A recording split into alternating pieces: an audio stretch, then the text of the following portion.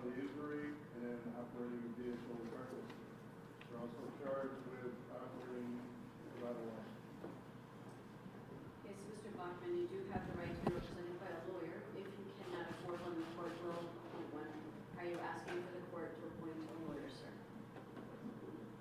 And you do qualify, and I would waive the legal fee on that appointment. Any questions that you need for bail purposes only? Yes, sir. We would need a ruling attorney, Mr. Bachman, as well.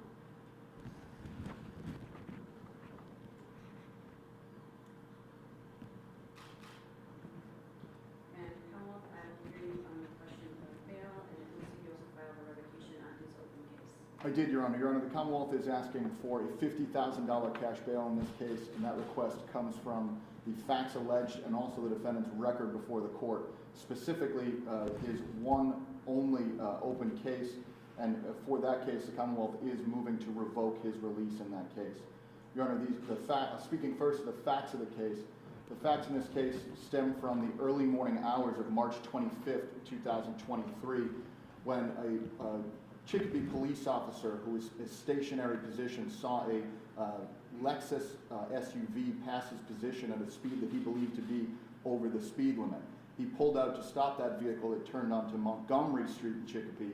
The vehicle eventually slowed and pulled to the side. Once the officer exited his vehicle to approach, the Lexus SUV took off at a high rate of speed. The Chicopee police attempted to follow the vehicle.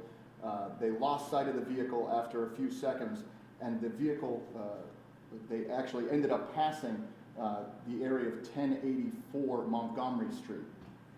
Having thought that the vehicle may have turned down the street, they turned around after passing that and found a fire hydrant in the middle of the road.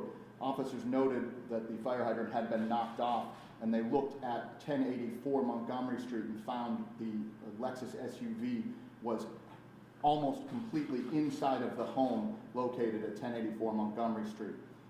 Officers approached the vehicle and attempted to extract the 4 individuals that were inside the vehicle.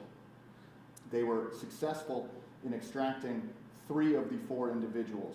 Unfortunately, the 4th, who is a juvenile, so I won't say their name in open court, but that juvenile was unable to be extracted regardless of the heroic attempts by the Chicopee Police Department. They were unable to release him from in between the seats, and he was deceased. Furthermore, a Mr. Joseph Lucia was inside the room of the home that was crashed into.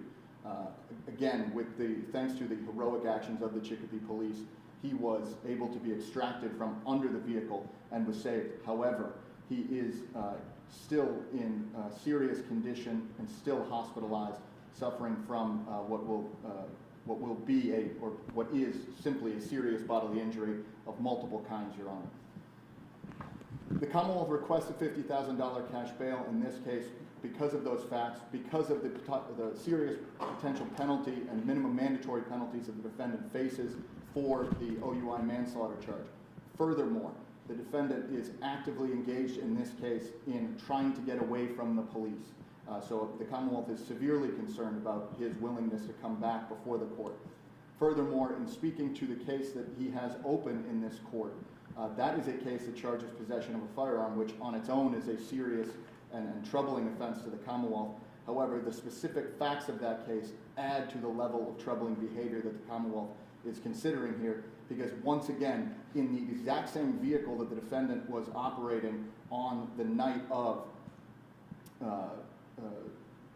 the early morning hours of March 25th, he's operating at over 90 miles an hour when he's seen by a police officer. The police officer attempts to pull him over. The Lexus SUV accelerates to speeds in excess of 100 miles an hour and eventually does pull over.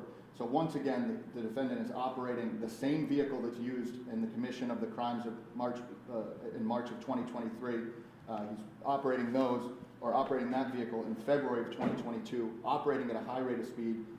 There is no way that you can operate a vehicle safely on public roads at speeds in excess of 100 miles an hour. That is simply reckless behavior.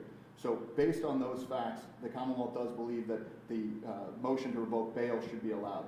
And speaking briefly, the reason for the OUI charge, Your Honor, comes from the fact that the Commonwealth was able to receive medical records for this defendant once he was transported to Bay State Medical Center.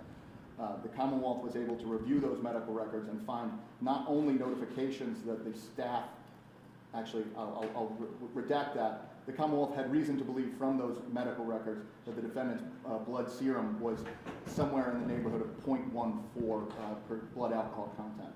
Furthermore, there were statements made by this defendant or by other witnesses with regards to there being drinking going on prior to the defendant operating the vehicle. So that is the 30,000-foot view, essentially, of the Commonwealth's case at this point, Your Honor. I won't belabor the details of the investigation. However, the Commonwealth does believe, based on these facts, based on the defendant's history of based on his history of trying to use speed in a vehicle to get away from police, he's doing it again here, operating vehicles recklessly, and this time resulting in the death of one child and also the serious bodily injury of another individual who was simply sleeping on his couch at the time of the events, Your Honor. So for all those reasons, the Commonwealth would ask that the court order a $50,000 cash bail and revoke the defendant's release on docket 22-20-346. Thank you, Your Honor. Attorney Kuczynski. Thank you, Your Honor. We're not opposing this request at this time. We ask that they be entered without prejudice.